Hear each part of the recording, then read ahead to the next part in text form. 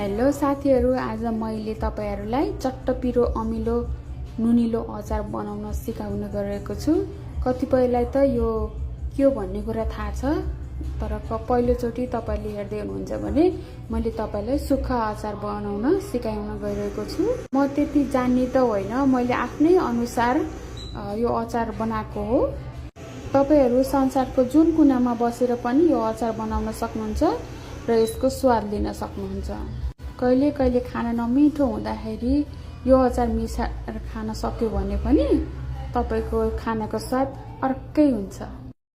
यसका लागि तपाईले सबैभन्दा पहिला आलस अथवा फ्लेक्सलाई भुटिनु पर्छ। त्यसपछि तिल र आँखेट्युर भुटेर राख्नु पर्छ।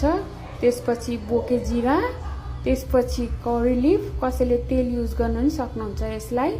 अनि स्वाद अनुसारको नुन र अलिकति बढी पिरो राख्न सक्नुहुन्छ र यसलाई ग्राइन्डरमा राखेर घ्वार पारेर पिनेपछि यो अचार तयार हुन्छ।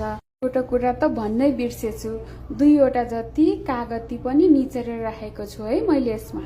यसलाई तपाईहरुले सिसाको बोतलमा हालेर राख्न सक्नुहुन्छ र यसको उपयोग तपाईले 1 महिनासम्म गर्न सक्नुहुन्छ र आफू पनि सिक्नुहोस्, अरूलाई पनि सिकाउनुहोस् है। यदि तपाईलाई यो अचार मिठो लाग्यो भने